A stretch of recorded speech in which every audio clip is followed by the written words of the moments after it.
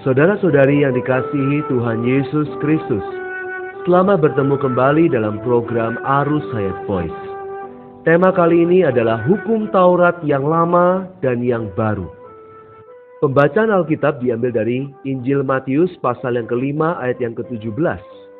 Janganlah kamu menyangka bahwa aku datang untuk meniadakan hukum Taurat atau kitab para nabi. Aku datang bukan untuk meniadakannya, melainkan untuk menggenapinya.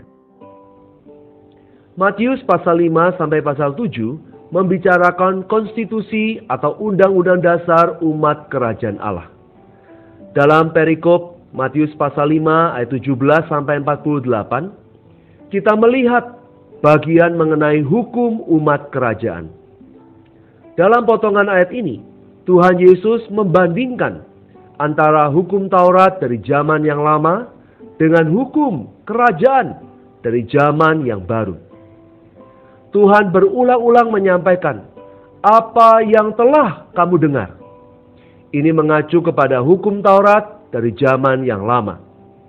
Tuhan berulang-ulang berkata, tetapi aku berkata kepadamu. Ini mengacu kepada hukum kerajaan yang baru, yang menyempurnakan hukum Taurat perjanjian lama. Mari kita lihat bagaimana Tuhan menyempurnakan hukum Taurat yang lama dengan hukum kerajaan yang baru. Di dalam ayat 21 Tuhan berkata, kamu telah mendengar apa yang difirmankan kepada nenek moyang kita. Jangan membunuh. Siapa yang membunuh harus dihukum. Di dalam ayat 22 Tuhan berkata, tetapi aku berkata kepadamu, setiap orang yang marah terhadap saudaranya harus dihukum. Di sini kita melihat hukum Taurat yang lama menghukum perbuatan membunuh. Hukum kerajaan yang baru menghukum motivasi dari membunuh, yaitu membenci saudaranya. Dalam ayat 27, Tuhan berkata, kamu telah mendengar firman jangan berzina. Dalam ayat 28 Tuhan berkata, tetapi aku berkata kepadamu, setiap orang yang memandang perempuan serta menginginkannya, sudah berzina dengan dia di dalam hatinya. Hukum Taurat perjanjian lama menanggulangi tindakan perzinahan yang lahiriah. Sedangkan hukum kerajaan yang baru menanggulangi motivasi yang ada di dalam lubuk hati. Keinginan untuk berzina. Ayat 31 Tuhan berkata, telah difirmankan juga, siapa yang menceraikan istrinya harus memberi surat cerai kepadanya.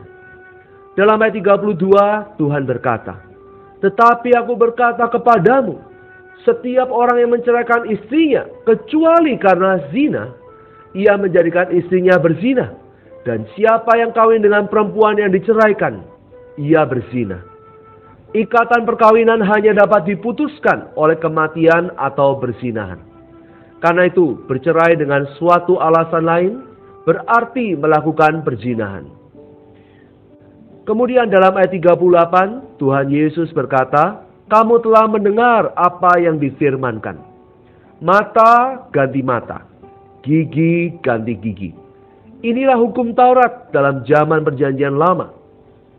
Dalam ayat 39, Tuhan sebaliknya berkata, tetapi aku berkata kepadamu, janganlah kamu melawan orang yang berbuat jahat kepadamu, melainkan siapapun yang menampar pipi kananmu, berilah juga kepadanya pipi kirimu.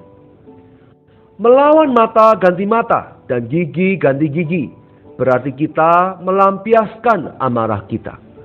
Hukum Taurat di zaman perjanjian yang lama tidak menyinggung amarah manusia atau motivasi di dalam hati manusia. Tetapi hukum kerajaan yang baru, hukum Taurat yang telah dipertinggi dan disempurnakan, menyentuh bukan hanya tindakan pembalasan, tetapi adalah temperamen kita maupun hati kita yang penuh dengan amarah. Kemudian dalam ayat 43 Tuhan berkata, kamu telah mendengar yang difirmankan, kasihilah sesamamu manusia dan bencilah musuhmu. Seorang tetangga yang baik memang patut mendapatkan kasih kita, dan musuh patut kita benci. Jadi mengasihi sesama kita manusia dan membenci musuh kita itu adalah hal yang benar dan adil di dalam hukum Taurat dalam perjanjian yang lama. Tetapi dalam ayat 44, Tuhan Yesus berkata, "Tetapi aku berkata kepadamu, kasihilah musuhmu dan berdoalah bagi mereka yang menganiaya kamu." Sekali lagi, ini adalah masalah yang menyangkut batin kita, hati kita, motivasi kita. Semua hukum Taurat yang lama hanya menyinggung tindakan yang lahiriah. Tindakan membunuh, tindakan berzina, tindakan bercerai, tindakan membalas, atau mengasihi orang yang patut kita kasihi dan membenci orang yang patut kita benci. Tetapi, saudara-saudara, hukum umat kerajaan yang baru bukan hanya menanggulangi tindakan yang lahiriah, terlebih membereskan motivasi yang ada di dalam batin manusia. Membereskan manusia alamiah kita. Membereskan kegemaran alamiah kita dan temperamen kita. Saudara-saudara yang dikasihi Tuhan, melalui potongan ayat yang telah kita bahas, kita melihat bahwa prinsip hukum Taurat telah dihapus. Tetapi perintah hukum Taurat belumlah dihapus.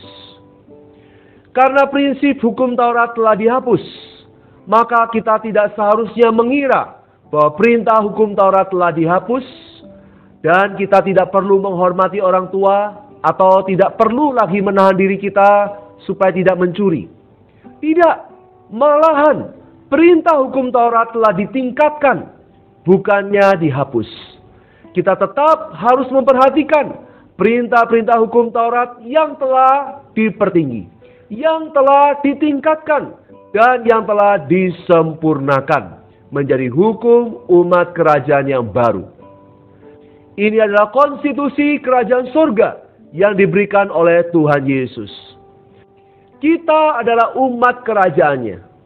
Kita tentu dapat memenuhi tuntutan kerajaan yang telah dipertinggi ini dan mengenapkan hukum Taurat bukan dengan usaha diri kita, tetapi dengan hayat dan sifat Bapa. Sebab itu, kita wajib bersyukur kepadanya. Karena Allah Bapa kita mengatur dan mengutus begitu banyak perkara yang saling berlawanan, yang tidak sesuai dengan apa yang kita inginkan ke dalam lingkungan kita. Dengan tujuan untuk menjamah apa adanya diri kita yang alamiah. Untuk menyingkapkan keadaan kita yang sebenarnya. Sehingga kita dapat takluk sepenuhnya, berpaling kepadanya, tinggal dekat dengan Dia, dan mengikatkan diri kita menjadi satu dengan Tuhan.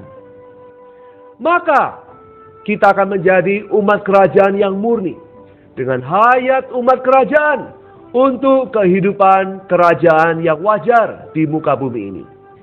Mari kita berdoa. Bapa, kami bersyukur kami dapat memenuhi tuntutan hukum yang baru, bukan dengan alamiah kami, tetapi oleh hayat dan sifat Bapa yang ada di dalam kami. Ajar kami dalam setiap perkara, setiap peristiwa dan lingkungan, untuk senantiasa berpaling ke dalam roh kami, memperhidupkan hayat-Mu yang penuh dengan kebajikan insani. Di dalam nama Tuhan Yesus Kristus, kami berdoa dan mengucap syukur. Amin. Demikianlah firman Tuhan. Sampai bertemu di kesempatan berikutnya. Kasih karunia Tuhan Yesus Kristus menyertai roh kita sekalian. Amin.